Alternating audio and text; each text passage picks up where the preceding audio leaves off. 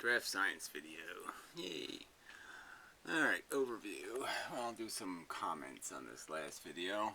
And maybe I'll talk about some stuff. But maybe I'll start off by talking about a couple of things that these people don't seem to understand.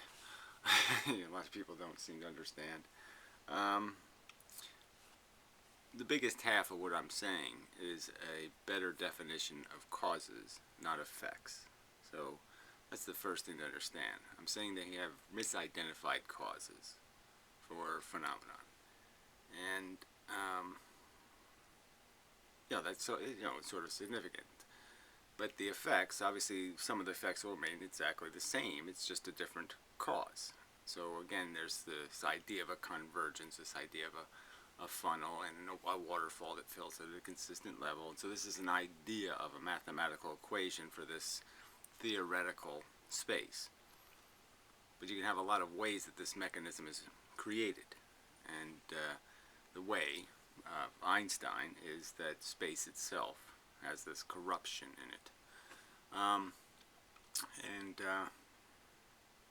It's not correct. And again, it's like the quantum mechanics duality, wave-particle duality. There's a phenomenon, which is there's a filtering, separation, division of light, and they are blaming the photons for doing it when the mechanism that's doing it is the electrons. They're the ones with the complex behavior, and they're the ones imposing change on the photons. So there is, the effect is the same, the cause is different. Where's the wave, where's the origin of the wave? Is the wave in the matter the photons are interacting with, or is the wave in the photons? And I'm saying they've misidentified the source of the noise, the aberration, the thing. So I don't know whether it's as consequential when it comes to quantum mechanics. So things that'll be different. These are two. I just mentioned two predictions. Okay, but let's also understand that getting the causes right also ends up doing a thing where, like I said, when I first drew the conclusion that this might be a particle gravity, there was no idea that this would also resolve time dilation, but it does, and I found that. I had to go find that. It was a dilemma. I had to go find it, and it was really, really a simple function of the thing, but it wasn't what you would call obvious. So you had to think about it to find it. And when you find it, it's so fundamental a consequence of the process that it's pretty strong evidence of it not being a coincidence, that it resolves these different things. And the fact that this particle idea also creates this idea of the possibility of creating magnetism through the filtering of just having two different kinds, two flavors of this gravity, and then you can explain magnetism. This is not just coincidence that these explanatory, these things that give you possibility of explanation exist in these theories. They're not in conflict with what we know to be real in the world. They have a huge amount of symmetry with what we know to be real in the world. They explain an awful lot of it on just simple investigation. Imagine what can be done with more complex investigation. But, these people have no imagination. Anyway, so, the two big predictions is, since gravity is a particle force, and I'm arguing it's stuck in a pressure gradient created by the Big Bang. So, as the Big Bang exploded, there had to be some denser matter that slowed down the pressure wave, and blocked, essentially. And so photons bounced off of that pressure gradient, that wall. and came back as a pressure. So it equalized the stream of photons in the mix. They were rebound photons. And I don't know whether that matters, how long they've been bouncing around. Obviously, they only have so much time since the Big Bang to bounce around. But obviously, they have been the progress of the universe. Obviously, the Big Bang wasn't an explosion that just went from this to everything ended up out here, traveling at the speed of light. That obviously didn't happen. But anyway, the consequence of a particle gravity is nothing's coming back. Light's not going to be pulled back by something. It's going to have to be bounced back, or in some other way forced back, but there's nothing obvious about how it's going to get back. As it gets further out on the pressure gradient, because there is no gravity. So if the gravity is created by a bunch of photonic pressure, obviously on the outside of that bubble of photonic pressure, there's not going to be any photonic pressure, and things in that area are going to start accelerating incredibly fast, and they're going to accelerate in one direction, which means they're not going to say goodbye by shining some light at you at the end. The light is going to go in the direction of its movement, its velocity, and it's just going to disappear. Okay, and so that it just explains that this theory would predict, a heat death, cold death, whatever you want to call it, a decomposition of the universe death, and that the death would seem to be permanent, unless there's some sort of mechanism to force it otherwise. So anyway, and then what's the other prediction? Oh, then the other prediction is time dilation is not a dilation of space-time. There's no such thing as space-time. There's no such thing as time. Time is a symptom of distance and the fact that photons have a limited speed. And so time doesn't play a critical role in and of itself. Distance plays a critical role in and of itself. And that's important when you think about springs and frequencies and tension and momentum. All those things are expressions of more distance. They create things. They create time symptoms. But the time symptoms are a symptom of greater distance. Again, it's like my argument that we are bouncing on the surface of the Earth. We're being accelerated by gravity down. The Earth pushes us back up, and that we're actually traveling a lot more distance as we travel around the circumference of the Earth. Our distance isn't just the distance of a straight line parabola. The distance is this jitter that makes it twice or 3 times or 10 times or 100 times more distance traveled. So where our acceleration, our speed is much faster than the speed of the Earth, because we are traveling more distance in the same amount of time. So yes, all of Einstein's theories about, in general relativity, about time dilation aren't true. The clocks actually slow down. The physical metabolisms of things slow down. That's what's happening. The physical processes that they're doing slow down as you increase velocity. And so it's not the space doing it. I guess the other thing, this is both cause and effect, would be the whole idea of the expanding universe.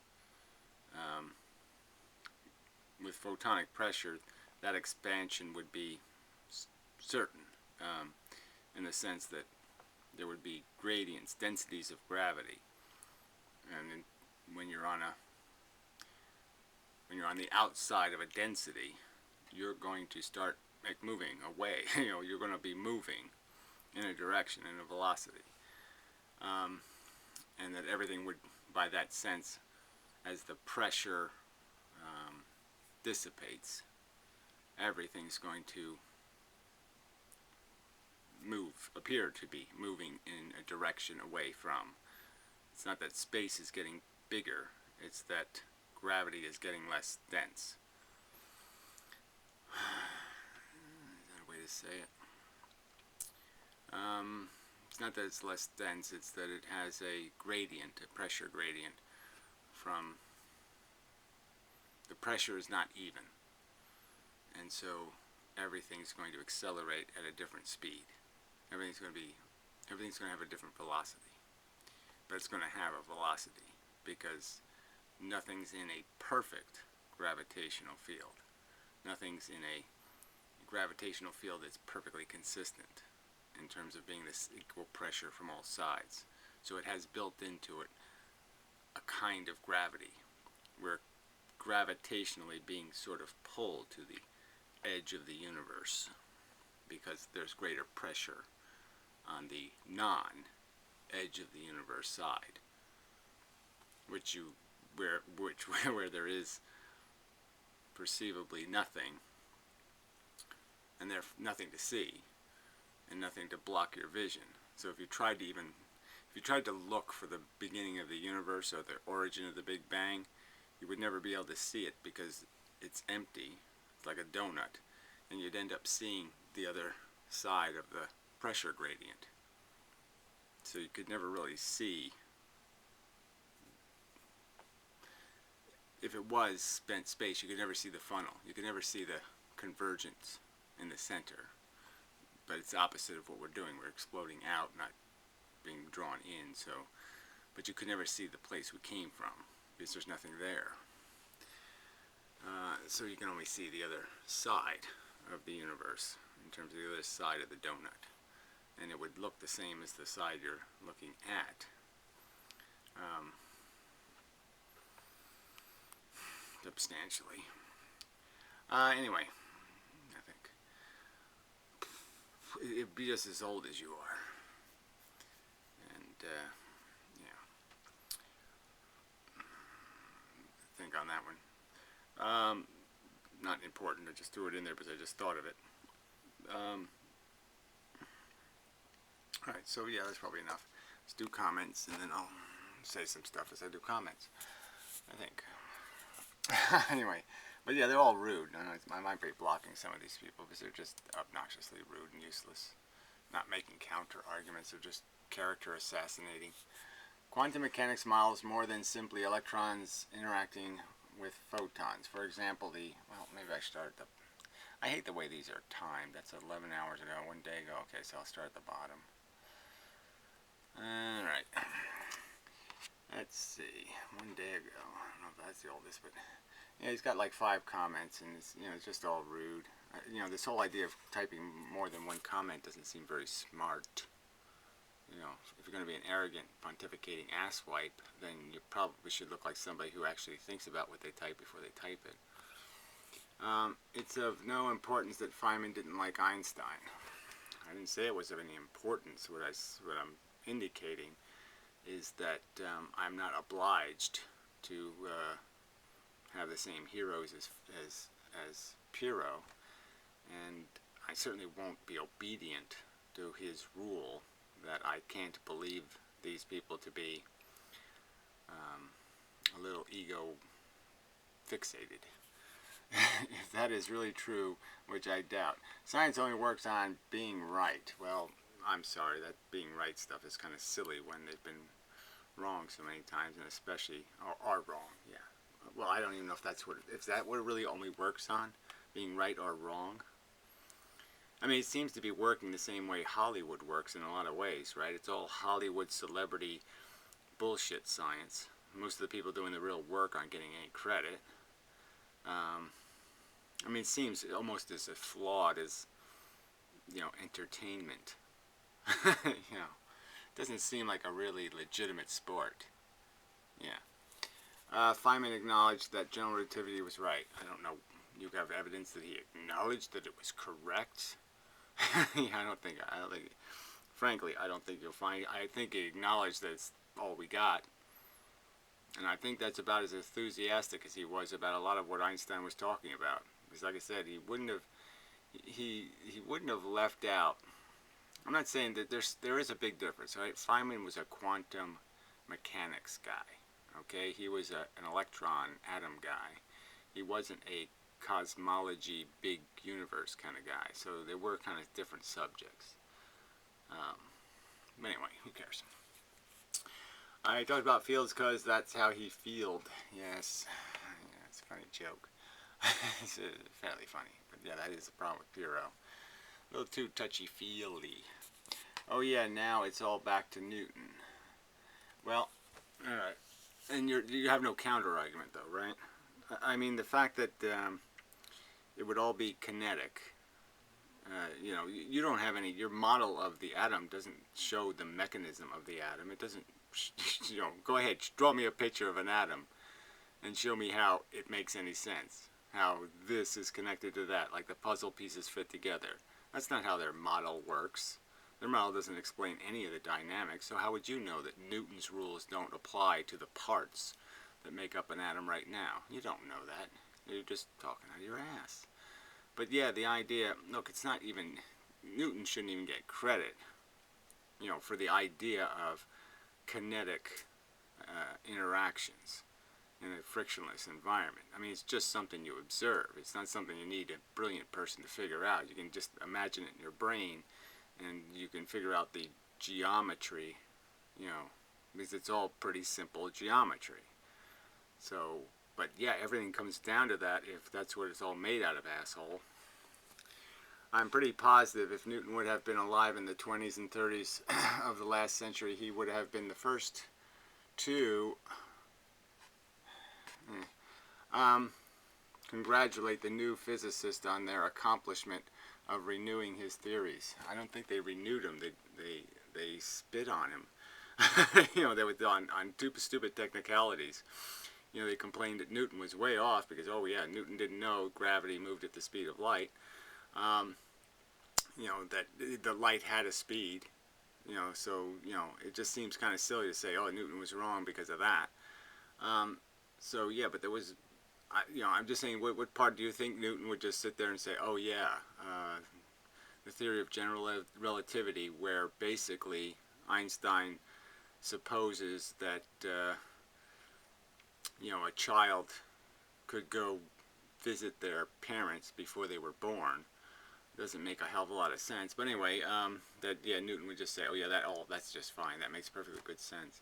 I don't think Newton would have really bought that the action in the universe was being caused by a non-mechanism. Space.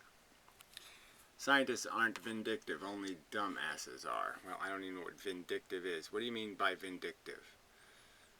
So when Feynman took a perfectly good theory that was 200 years old that somebody did all this work on and had the huge disadvantage of having an understanding of the speed of light or a particle-based atom, and he just tore it apart for really dumb reasons. He wasn't being petty. He wasn't being sloppy. He was being a good scientist. I don't think so. Anyway, so another comment by the same asshole. Atomic metabolism, quote, there is no such thing. So you're saying that there's no mechanism. The atoms aren't like dishwashers. They don't have parts that are spinning and doing things. And so they can't slow down those parts. That would be their metabolism. You don't understand that? It's a metaphorical use of words, but I mean, it's done all the time. It's done by people like Einstein. I mean, they come up with phrases, the kind of combinations of words that haven't been used before because there's something new that's happening, but it's very much like something old. Metabolism is a term which only makes sense in chemical biology. Well, again, I don't think that's true. I think it makes sense in any kind of circumstance where you're talking about a mechanism that does processing, meaning the set of life-sustaining chemical transformations within cells of living organisms. Well, again, says you, metabolism is already currently used to both describe chemical processes and biological processes, like the slow metabolism, how long it takes something to go through your GI tract, for example, would be a description of metabolism, as would how long does it take to convert the chemistry into energy. Rude fuckers. The point of doing experience observations is to falsify ideas, not to confirm them. I don't know if that's true. Whatever. If the results match the prediction, it doesn't prove the idea true, but at least shows that they are consistent with it being true. Proof is a tricky word, right? So proof, I think, just comes with an abundance of evidence, where sooner or later you're going to make it pretty unrealistic that there could be any other answer, just because it couldn't be just coincidence that so many predictions are correct, or so many it covers so many of the bases, so to speak. Yeah, if you cover all the bases, it seems like, well, that probably is a fit. That's probably called a good puzzle piece to push in permanently. The possibility that another better idea might make the same predictions is left open.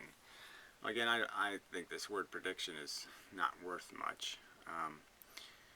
Its explanations are more important than predictions. Einstein didn't really predict lensing. Lensing had already been talked about.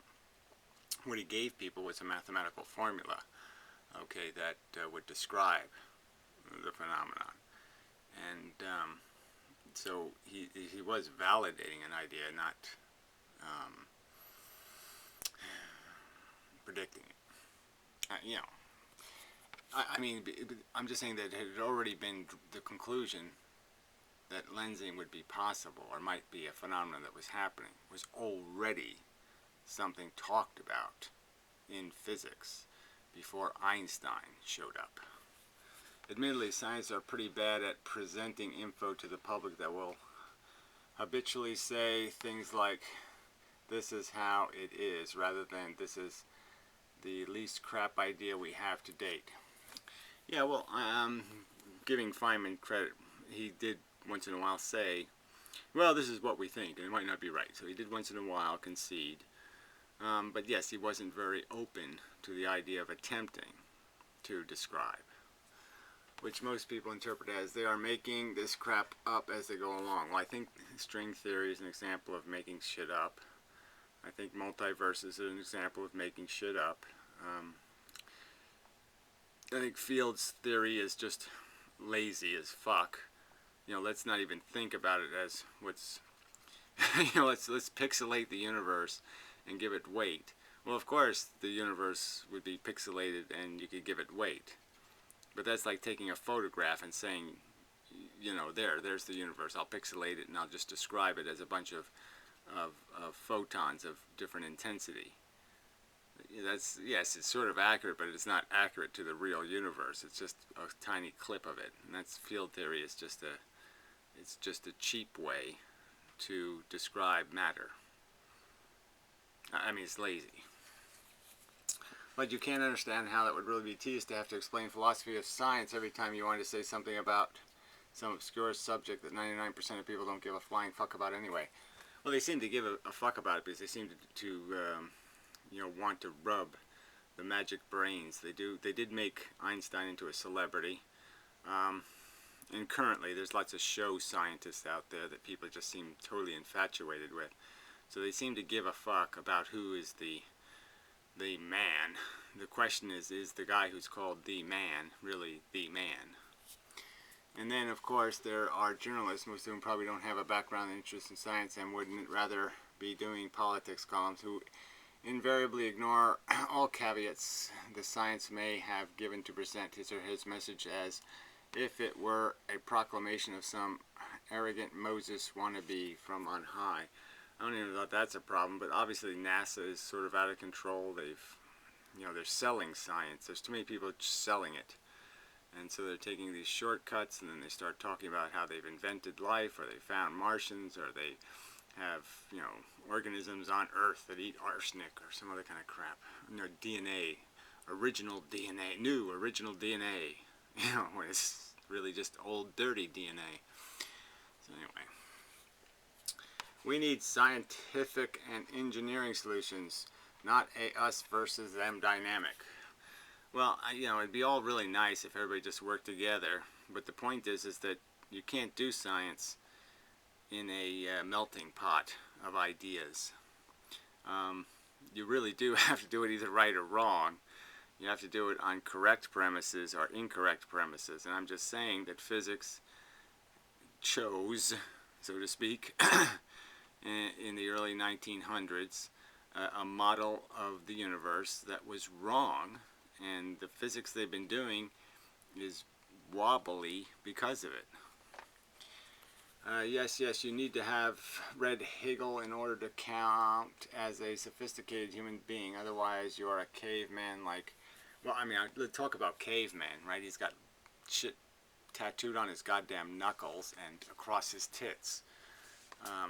Frankly, might be my definition of the modern caveman. I mean, it's about as cliche middle-age crisis man. I think he was born in a middle-age crisis. How are your schools of fish holding together? Well, I mean, I explained this. I really did. If not by some action at a distance.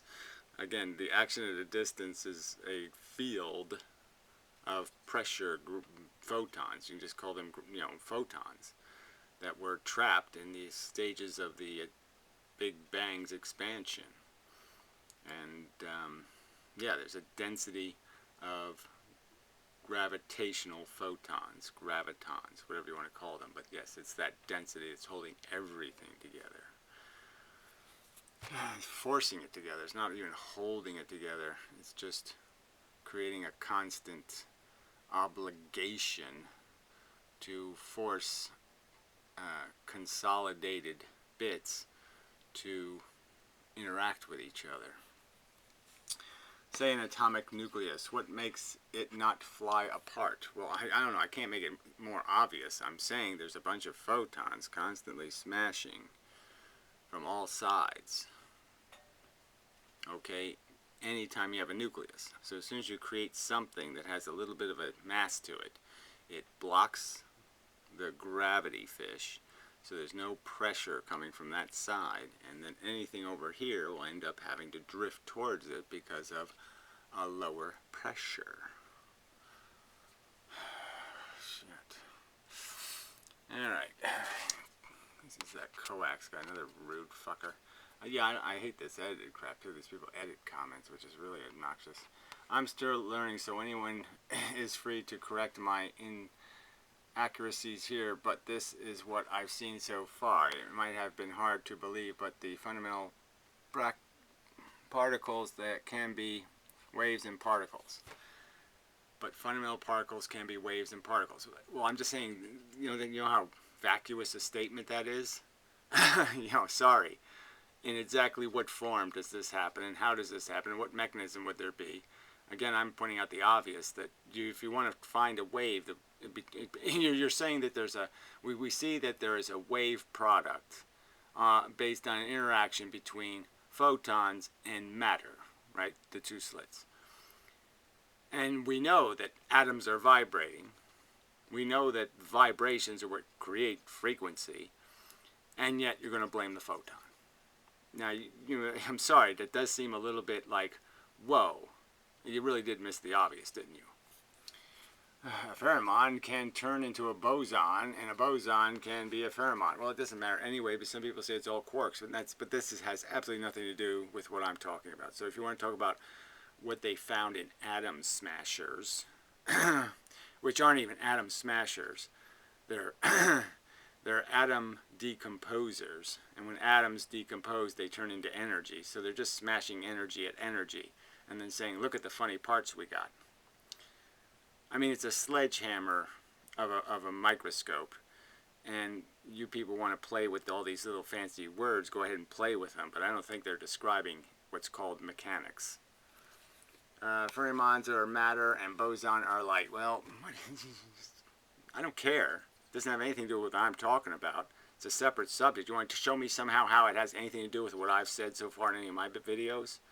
The internal dynamics of the atom, in my opinion, is almost irrelevant.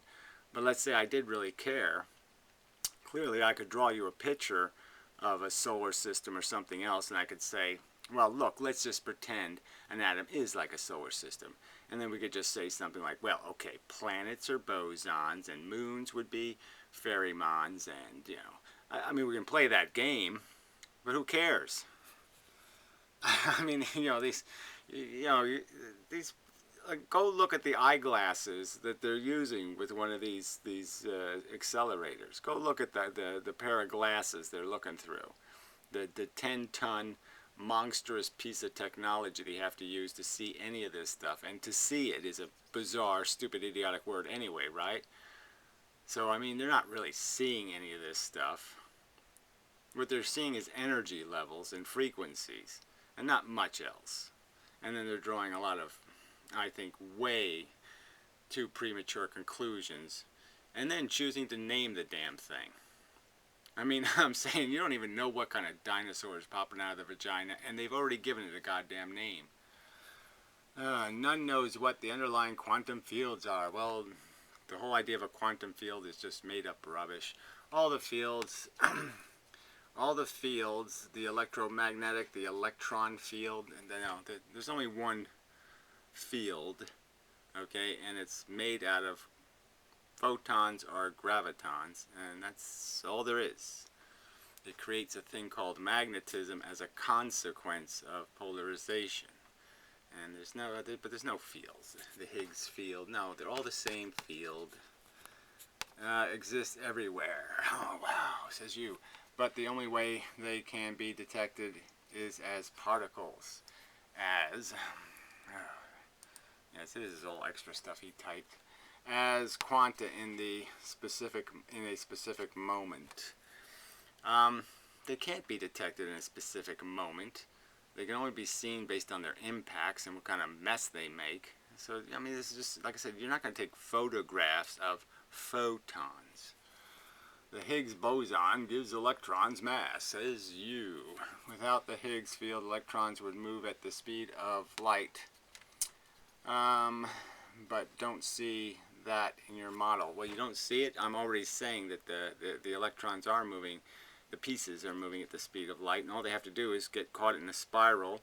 All they have to do is caught in a circle that spins, and a plasma, even you could call it. Like, think of a plasma. The stuff inside is always moving around.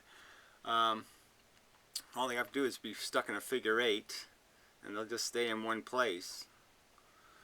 So it's clearly that's in my theory, douchebag. And the Higgs isn't a real phenomenon beyond the fact that magnetism is a consequence of selected, filtered gravity.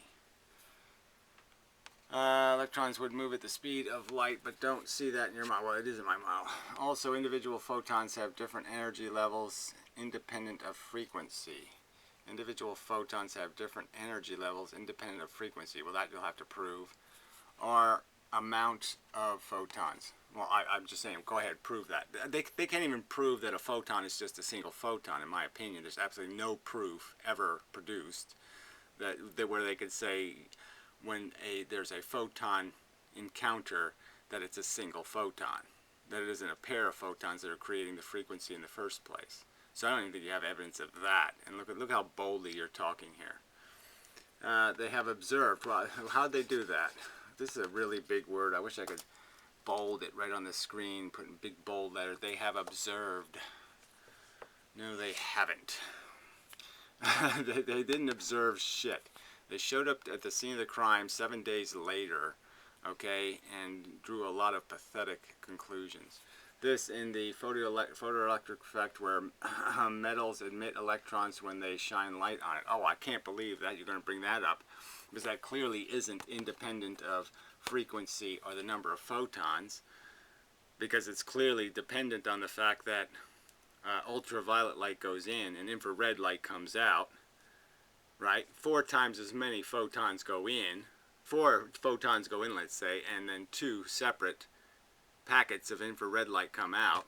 It's the same amount of photons, but yeah, obviously when they're coming out in, 5 little fish will make more noise in a system than 1 big fish. That might be a rule to kind of understand. So when you break energy into pieces, you create more opportunity for chaos creation, which could appear like heat, right? Chaos and heat might be similar ideas. I mean, explicitly they're not, but I just mean anything that adds chaos to a system would add the impression of adding heat. So that's just a nonsensical statement. It doesn't matter how many photons of a long wavelength one shines on it. Well, again, it doesn't matter because they're going through it, you shithead. Obviously, as I've said pretty overtly, electrons are photosensitive, so to speak. They only react to photons of specific frequency. Radio waves will go right through them. Cosmic rays will go right through certain atoms. Okay, and they'll only react to certain frequencies. They have to be vibrated at just the right frequency to create an effect. So, you know, it doesn't matter how much you shine on them. Doesn't mean anything if what you're shining on them isn't being absorbed. Retard. They don't have energy enough energy. It's not that, again, you say enough energy. No, they don't come frequently enough. So I've talked about the tipping point, but a tipping point is all it is. You have a pole, you're throwing tennis balls at it. If you throw the tennis balls really quickly, it'll fall over, like two really quick in succession. If you hit it, it doesn't rebound, it falls over. If you throw them slowly, it just bounces back and it doesn't fall over, and you can throw them forever and it'll just keep rebounding back and rebounding back. But if you throw them quickly enough, I mean in succession, it'll tip over. Not a complex concept, very Newtonian. Read about Newton. Yeah, so you just, But if you get into very short wavelengths, there's a lot of electrons coming out. Yeah, well, they're not electrons coming out, but they're electrons moving, photons coming out. And the point is that, yeah, exactly my point. Short wavelengths have more photons. Also, as far as black holes are concerned, that's one of the points Einstein made in the bending of space-time. Well, there's no space-time. Space itself bends because of gravity. Well, it doesn't happen. Because of gravity? You know, that's almost an idiotic thing to say. He's saying gravity is created by bent space, so I don't think you can have it both ways. Light still goes in a straight line. Well, it doesn't. Even though your model is intuitive to human mind, doesn't make it correct. Well, I'm not even saying it's all intuitive, but the point is that I think it's kind of obvious that it does start fitting into a bunch of where you can break it down to a kinetic model that makes sense, and the kinetic model ends up coherent with the more complex group model, and then the more complex society model is, you know, if you can tie social society to multicellular organism to microbe to DNA molecule, you know, that ends up if you can find the same mechanisms in all 3 or 4 of those different levels of function, the same expression of a formula or a pattern, that's pretty good news for a theory, I think. There are many complications and observed effects that prohibit a straightforward mechanical model of it. Well, I don't think that's true at all. The straightforward model is that electrons and photons interact with each other, and there's a ton of electrons around all kinds of celestial bodies, and it isn't the space that's bending the light, it's interaction with electrons.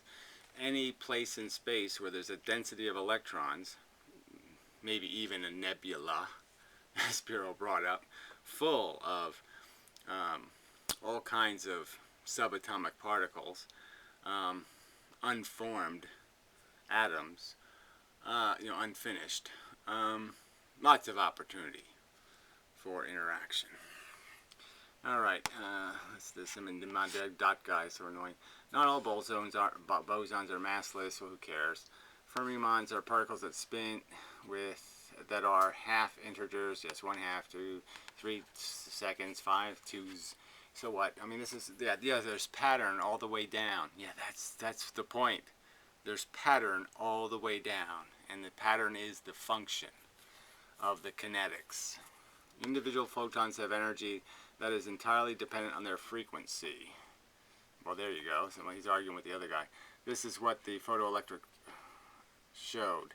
The emission of an electron from the metal is independent. The electrons weren't emitted. You know, the electrons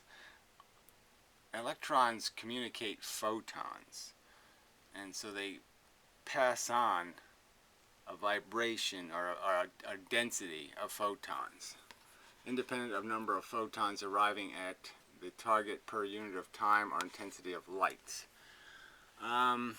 Independent of number of photons arriving at the target per time or the intensity of the light.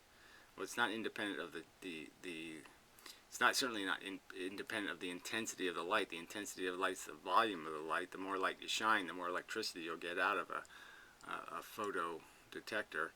So that's not true. So you didn't write that very well, so you should have edited that. Cool, thanks for the boson and fermion information.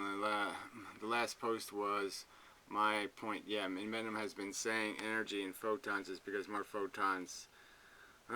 Energy in photons is because of more photons that are all equal. And again, neither one of you have made an argument explaining how it's not true.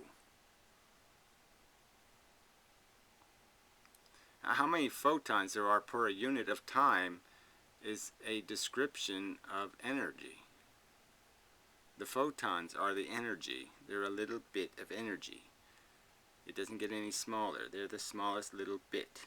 You can't break one into pieces. These people are so annoying. Alright. Yeah, I guess this video is going to get way too long. I got this snarky asshole still to fuck with here. Alright, I guess I'll just do this one first. Quantum mechanics models are more than simply electrons interacting with photons. For example, the magnetic moment of the neutron is computed using quantum mechanics. Well, again, the formulas, the patterns are going to be the same because it's all the same kind of mechanism, and it all has to do with circles, probably, largely, spheres,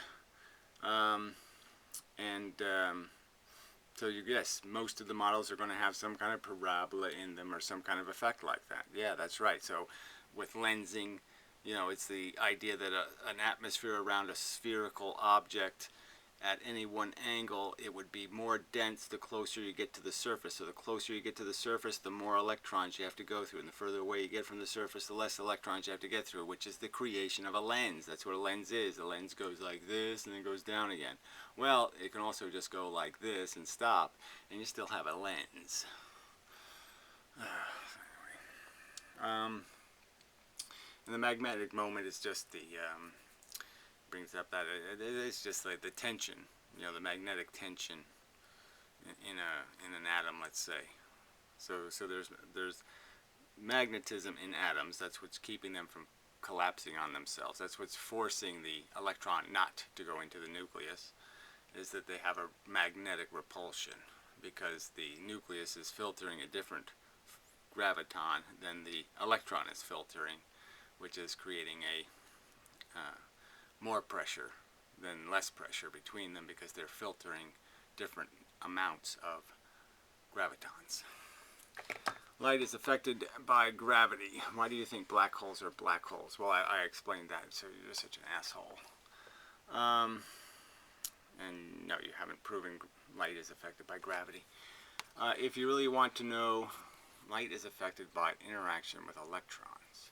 If you really want to know, you would, that's what quantum electrodynamics is.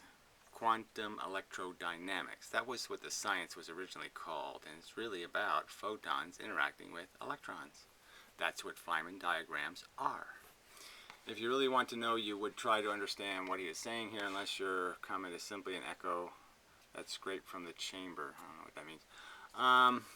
Alright, so I know enough physics after studying mathematics at uni, so it must be some kind of foreign creep, to know when someone is talking utter bullshit. Thank you. Oh, I don't think you know shit about math, actually. I don't think you understand the theory of math. Mathematics is a description of relationships, and that's entirely what I'm talking about, is relationships. Asshole. I'm sorry, but your equations for gravity in which you punch in numbers for the variables does not... Oh, here. I don't know what but this doesn't seem related to that. I guess it starts from the bottom and it goes up. It really shouldn't, should it? No, it doesn't matter. You don't think you know what you're talking about. General relativity is a remarkably accurate theory. So right there, you know. Oh, so it's remarkably accurate to have a theory that basically makes it possible for somebody to go to their father's house before they were born. And there's no way Gary can get away from that fact. Well, I think there's lots of ways I can get away from that fact by coming up with a better explanation than magical bent space to describe the convergence and to explain that the convergence doesn't have anything to do with time, it has to do with distance. As to your final point, maybe not when it comes to advanced theoretical physics involving unification of quantum field theories in general relativity. Well, then why are you talking like you know what you're talking about? But there are a few out there who do, and you know who they are, right? You don't know anything about it, you're not too expert, but you certainly know who the experts are. Yeah, you're qualified to declare them experts. It sounds like a God theory to me. God told you to believe in God. No, the Son of God told you to believe in God. Anyway, and they aren't really to be found in anti-natalist circles on YouTube. Well, I don't know what that has to do with anything. It's clearly evident that Gary is talking out of his ass. Yeah, clearly evident by what fact? Oh, yes, your bigotry. Oh, okay, cool. When it's apparent that he doesn't have the required grasp of the mathematics to even understand basic mechanisms and Newtonian physics. Well, prove it. Let alone the graduate level mathematics of differential geometry, right? I don't really have a whole lot of, you know, manifolds. I know what vectors are, I know what tensors are, and I'm saying some of that shit, tensors are pretty much just made up. I mean, pretty much. Look, quantum mechanics requires a different formula for every circumstance. That's not exactly great math. When you have to change the formula, you know, fiddle with the constants for every formula, for every circumstance. It's not a great. I wouldn't call that a great hunk of math. And like I said, if you get into Einstein's general relativity mathematics, not too many people think it makes any sense anyway. Required to understand the theories he claims to disprove. I don't have to understand it, and I don't think it is understandable, frankly. Like I said, if you take Einstein's statements seriously and you take them into a real circumstance, they just create ludicrous circumstances that can't possibly happen. So I'm sorry, where the speed of light is broken, where it just can't physically happen. There are where are Gary's peer review papers? Where was Einstein's before Max Planck came to the rescue? Oh, that's right, Einstein was entirely ignored until Planck, okay, got a hold of his papers, and basically he was the god of physics at the time, and he's the one that made Einstein. If it wasn't for Planck, Einstein might still be eating mashed potatoes every night. Why hasn't he submitted anything for scientific scrutiny? Well, I have harassed a few physicists, and we'll see. I mean, right at the moment, haven't you noticed the title of the channel, Draft Science? Right at the moment, I'm still compiling an understanding of it myself. I'm just saying that I announced the fact once I was sure I was onto something. And I'm just saying, and as every week passes, I'm more certain I'm onto something, and I'm describing what I'm onto. And so what kind of, like I said, will you take a video of you eating crow? You know, when I'm demonstrated to be quite correct in this analysis, fuckhead? Can we bet some real money on it? You know? I mean, you're going to slander me, you're going to malign me. Do I get some way to punch you in the ass? You little fucking troll? When I'm right? When I'm proven right? Huh? What's your penalty for this obnoxious crap? Yeah.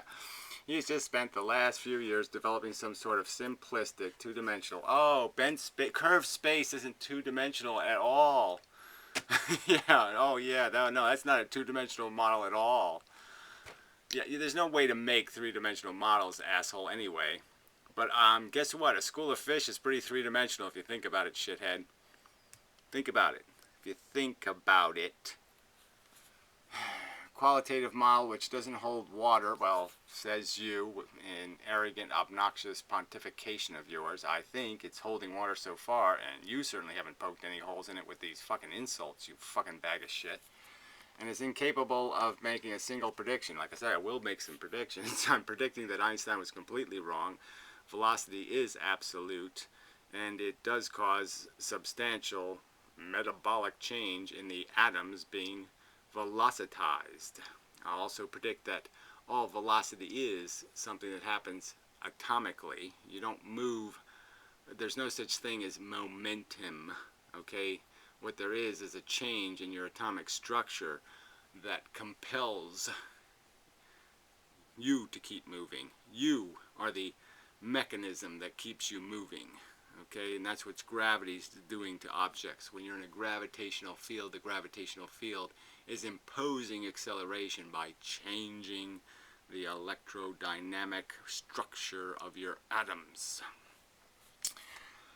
The shape of them. Essentially what is known as bullshit. Yeah, well, you're full of fucking shit. And like I said, you want to bet some real fucking money, you little weaselly cunt? I'm talking real big fucking juicy money. You have any money? You have something we can bet? Maybe your foot. Can we bet feet? I'll cut my fucking foot off if I'm wrong. How's that? Will you cut your foot off, you little fucking troll? General relativity is a model that fits observations. Yeah. Gary's model also confirms to the mass. Yeah, okay, this is the guy defending. We'll just do the guy. Thank you for arguing with these guys. Appreciate that somebody goes to the trouble. 3 points. Firstly, Gary wants to make claims about science and pass them off as fact. What is that? I'm passing it off as a theory, as an explanation of the causes of the function of the universe. I don't know why that's against the law, you fucking cunt! He should submit a paper for peer review. Well, again, I've already looked into that, and guess what? It's not as simple as you think. You don't get to just write a paper, say, hey, will you, one of you smartasses watch about 10 videos here, and will you, work on this, blah, blah, blah. And obviously, it's not going to be something you can just write up like Einstein had the advantages of. Okay, again, Einstein was working in a much simpler world where you could say much simpler things and get away with it. I obviously don't have that advantage. Otherwise, his endeavors are pointless and won't lead to anything. Well, I don't think I think that's almost idiotic, because if I'm right, it doesn't matter when I'm declared right. The fact is I was right, you stupid asshole, so how could that be exactly pointless? And wouldn't it be pointless as if I am right, and they waited 10 or 20 years to figure out that I'm right? Then who was fucking pointless? Who was the criminal then? I made public videos explaining a theory, and all you assholes did was shit on it. Okay? Well, then who would be the wrong person in that scenario? Oh, I think it would be you, asshole. I'll pay people to review. I'll pay professionals to review my theory, okay? So, yeah, $1,000, all right, for a PhD physicist to disprove what I'm saying. $1,000. I'll pay you $1,000 if you have a PhD in some sort of nuclear type physics. So at least you have some knowledge of this shit. Quantum mechanics type physics. So if you want $1,000, I'll pay $1,000. You want me to raise a bounty? Is that what we'd really have to do? I mean, I said I would take a year to do this. Okay, let's just say in 3 months, if I'm getting the same kind of low-class bullshit comments from you fuckers, I'll open a Patreon. I'll collect goddamn money to pay a bounty to some cunt physicist to do his scientific job and analyze legitimate theories that, frankly, they never gave a fair shot to. Again, this theory is an extrapolation, okay, that basically has at its kernel an observation that was made 200 fucking years ago that science shat on, that the scientific community shat on, because they didn't want a nice mechanical model. They wanted a phantasmagorical fairy model. All right? And that's the only reason why that 200-year-old theory got shat on, is because physicists are Tinkerbell fucking religious kooks who have no respect for the truth. There, how's that? Fucker. I do know the basics of differential geometry, which doesn't have anything to do with anything. topology and vector spaces, etc. Yeah, and again, look, the formulas are kind of tricky, right? Because there's all different ways you can draw these triangles, right? You know, let's say you're all just doing side angle side type things. You're doing what do they call that? Not civics. Like, what's the word for the surveyors when they go out and do the geometry to figure out how far away something is or how tall the building should be. Land surveyors, there's a word for that. Well, anyway, but yeah, so those are like, but there's all kinds of different ways you can get to the same answer, right? There's all kinds of different ways you can draw the triangle, and you can either do like a sine, or you can do the tangents, or you can do the. So let's not play a game that all this math is necessary, okay? And that it isn't describing the same set of variables and just manipulating them in different ways. Again, my argument would be I'm going to use the same variables in two-slit analysis. I'm just going to blame, okay, the constants and the thing added to represent the wave function. I'm just going to argue that it's the creation of that function is the electrons, not the photons. But not the required level to disprove a direct claim. It would require someone with at least a PhD in theoretical physics to do so. And again, I'll pay them. How's that? So what's the bounty? What do these PhDs need to give a fuck about science? Yeah, to defend their science. And I don't think there are such people watching Gary's videos from what I've seen. Right, so I have to go out and bribe some of these show scientists to put their credibility on the line. And wouldn't that be funny, though, if their credibility ends up on the line, right? So now they'll be like politicians. They'll avoid doing it because they'll have nothing to gain trying to refute a theory that sounds too fucking good. Yeah, and finally, asserting someone is wrong because they go against scientific consensus is actually quite a safe thing to do. Yeah, and that's what you're doing. Especially if it concerns someone who hasn't shown they understand mathematics to any deep level beyond that of high school student. Yeah, well, I did take trigonometry. But whatever. Again, I mean, your obsession with this whole mathematical crap. Math is a model, and it's not a very deep, revealing model. So I'm just saying that all I'm saying is I can give you a model and you can do all the math you want to on it till the end of time if math turns you on. But to me, conceptually understanding relationships is more important than understanding them in the terms of explicit mathematical formulas. Understanding why there's a relationship between the diameter of a circle and its circumference is a lot more important than understanding how to manipulate 3.14, blah, blah, blah, all that kind of crap. Yeah. Understanding the idea of a square and the idea that the white space is always going to be the same, no matter how big or small, as a percentage of the circle. I mean, these are interesting, and those understanding those relationships, understanding them is more important than being able to mimic them. Yeah, that's kind of like, yeah, so it's like, even like in philosophy, understanding the logic is a lot more important than being able to mimic the rhetoric. If he thinks making claims which go against our understanding of our understanding, I just love this. Who are you? Who is your R group? Then he should back them up with, I'll back them up with evidence and money and all kinds of things. Or a sound mathematical paper which can be scrutinized. I don't need a mathematical paper because my math is the same math that Newton already did the fucking math, asshole. And frankly, the math of the raw kinetics of the exchange of directions